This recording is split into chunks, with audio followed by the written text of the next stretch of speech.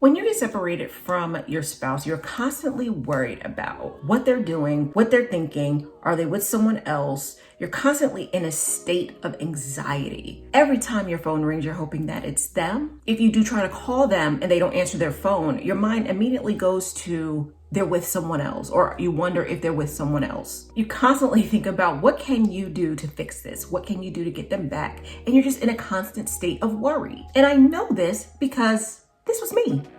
I did this. I was constantly worried. I constantly thought that my husband was with someone else. When we want our spouse back, we are very impatient. We are impatient in our thinking, and we are impatient with anything that we do. Because when our partner leaves, if they move out of the house, our first thought is always, oh my God, I gotta get them back. I gotta get them back. How can I get them back? What can I do to get them back? And you're looking for that quick fix, and you're looking for that quick thing, that quick trick that you can do in order to bring them back. One thing I can say, and a lot of people will disagree with me on this, is you cannot be afraid to lose your spouse. Because in that constant worry, in that constant anxiety, that is what you're doing. You're afraid of losing your spouse. So you're trying to do everything to fix your marriage and to get them back. Guess what ends up happening? You lose your spouse anyway.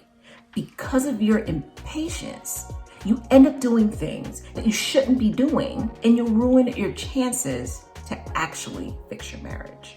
What's good, y'all? Tasha Curry here. Welcome back to the channel. If you're new to this channel, welcome again.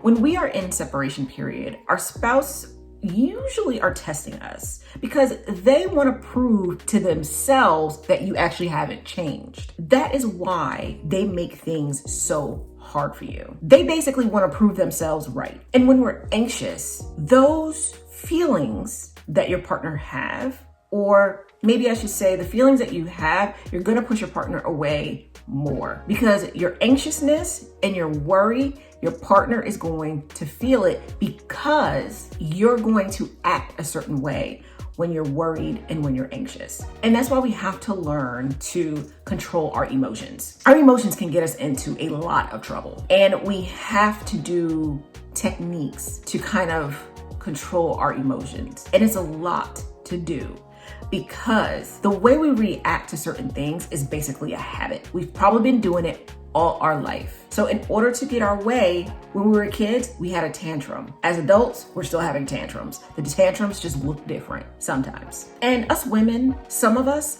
we are a walking emotion. We live, we think, we breathe emotions. A lot of women, we cannot even hide our emotions. What you see is what you're going to get. But all of us, men or women, we all make decisions based off of a feeling. Even if you think men are more logical, when they buy something, it's still based off of a feeling. They'll feel like it's right. They'll buy a certain car or even a certain tool because of the feeling that that thing gives them. And then when our spouse don't answer the phone, when they say, you know what? I want a divorce. I don't want to try to make this work anymore. We go into panic mode. We blame, then apologize, and then we'll stress and worry, get angry, get sad, apologize, blame our partner again. And we do it to the point that we stress our partner out. And then they just don't want to deal with it anymore. Or we make promises. We promise that we're going to change. We promise that we're not going to do that thing again. And then we try to do something to prove to them that we've made these changes. But guess what happens when that old problem creeps back in? Guess who's rearing their ugly head? The old you. Why? Because you didn't truly change. And when you prove your spouse right that you really didn't change, they're out the door, and they're probably not going to come back this time. I could never just say, oh, say these things and you'll get your spouse back, or do these things and you can get your spouse back. It does not work with everybody because each relationship is different. Each marriage is different. You can use one phrase on your spouse and it works. You can use that same phrase on someone else's marriage and it don't work. You know your spouse better than anybody, better than any marriage guru out there that can tell you what you can and can't do for your marriage. You know your spouse better than anybody. So you know what you can say and what you can't say in order to get your spouse back. You may look at a phrase that someone may give you and you're gonna be like, that's not gonna work on my spouse. My spouse is gonna know that that is not coming from me. So we all know that saying, action speaks louder than words. So if you wanna prove to your spouse that you really changed, you have to act like it. And if you truly change, you're gonna completely act different anyway. If you take a step back and look at what's going on in your marriage right now, and you may say that the problem is this, that. The real root cause is your spouse doesn't necessarily trust you anymore. And it's not to say, oh, they don't trust you because, you cheated or whatever the case is. It's that every time you made a promise to them, it was broken. And that's why they don't trust you. So when you say, babe, I'm gonna change, I promise I'm gonna change, I'm gonna work on myself, it's hard for your spouse to just say, okay, because they heard that promise before. You probably said that promise a couple of times. So instead of you continuously promising that you're going to change, actually change. And I wanted to do this video because I was where a lot of you guys are now. I was on the brink of divorce with my husband. I still have our separation papers that we started, that we actually got signed. They were never filed. And in order to bring my husband back home, I couldn't promise him that I was going to change because I've done it a lot of times. I had to show him that I changed in the way that I spoke, in the way that I acted. I had to change, like truly change, in order for him to trust that I really changed and that we can really work on our marriage. And understand too, you and your spouse is going to see the situation differently depending on what has went on in the marriage. You're seeing this as, because you're watching this video, you see this as, this is fixable. As Marie Forleo, I hope I said her name right, always says, everything is figure outable. And that's how you feel. Because you're probably watching my video, there might be some other videos that you're out watching, you may be reading some books right now. You're trying to figure out what you can do to make it work. Your husband or your spouse, on the other hand, may not be doing that. They may be like, I'm done, this is over, I don't want to fix it, blah, blah, blah, blah, blah. So you're going to probably face some resistance as you're going through the process of working on yourself to work on your marriage. Because you may do something, and in your mind, you're like, I'm doing this with good intention. And your spouse may see it as you're not. Because it might have been something that you did before. But in your mind, you're like, I'm thinking differently. I'm doing this differently. So your thought process, even though it might be the same thing that you're doing, your thought process might be a little bit different, but they're not going to see it that way. They're going to think it's a trick or that you're trying to do something to get them. So at this point, your spouse already has this belief about you. And that's going to be the hardest thing. When someone already has a belief about you, it's hard to change that belief. I can't remember now if I said this earlier or if I said this in another video, but your partner has to sense that you're changing. They may say something that they know any other time is going to trigger you. But if you don't allow that thing to trigger you, and you don't get upset, and you don't react the way that they suspect that you're going to react, why? Because you always reacted that way, it's gonna shock them. And then they're gonna wanna dig deeper because they're gonna be like, hold on. Any other time I did this, she would have blew up, but now she's not. What's going on? Then they're gonna start thinking like, are you seeing somebody else? Because what are these changes? And this is not about playing games. This is really about true change. There are things that all of us need to get better at. And the first thing with any marriage, it starts with communication. It starts with our reactions. And we have to know ourselves well enough to be able to change how we react to certain situations. The focus here is to take it off your marriage for a second to put it back on you. And I'm not saying that when you speak to your spouse, act like you don't care.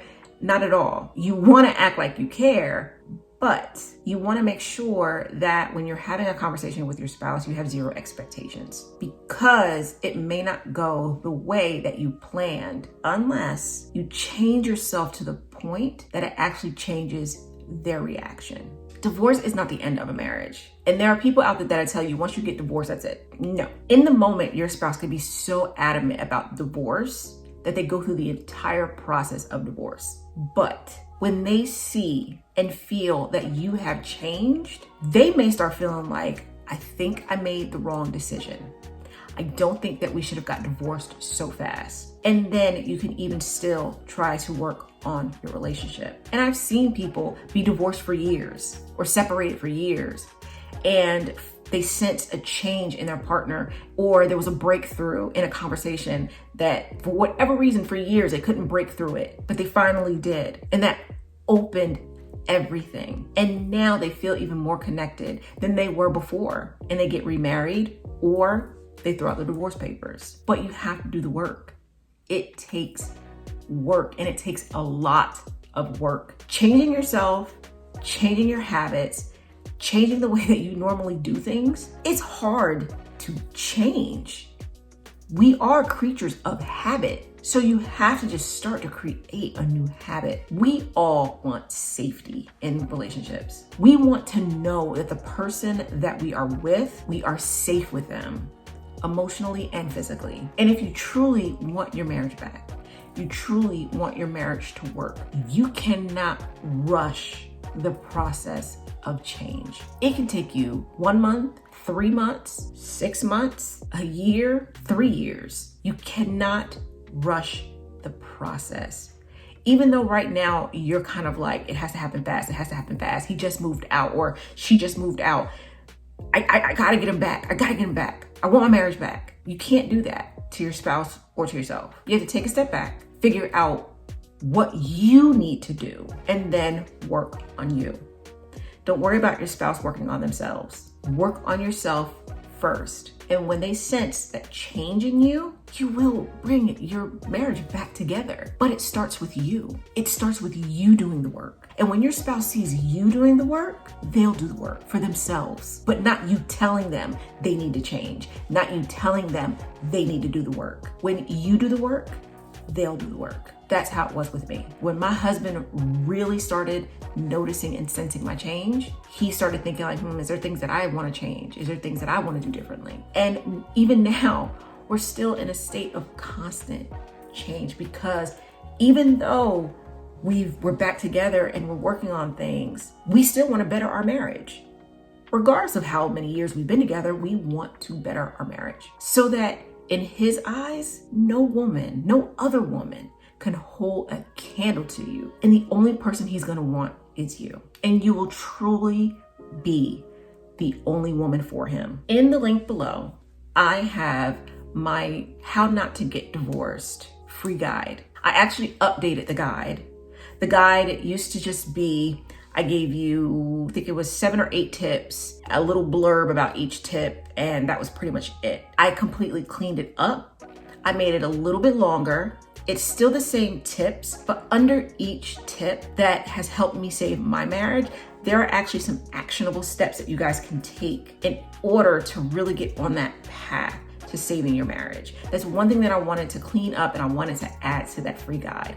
I also wrote an ebook. It's $15. The link is also going to be below. And that was called Don't Give Up on Your Marriage, because it's very easy to give up on your marriage when you're going through issues in your relationship. That's the easy road to take. It's easier to just give up. And in my book, I talk about growing apart, budgeting and money, arguing is not communication, lack of sex, other difficult things that may happen in your marriage that's not in your control, setting your foundations. I go more in depth with emotional safety, and then charting your road ahead. My ebook, it talks about the problems that we say that we have in our marriage, and just basically how to get through them. I hope you guys enjoy this content. If you have any questions, please hit me up in the comment section. Don't forget to like this video if you like it, subscribe if you want to see more videos like this, and remember, love yourself, adore yourself, always be yourself. Thank you, and I hope I get to see you guys in my next video.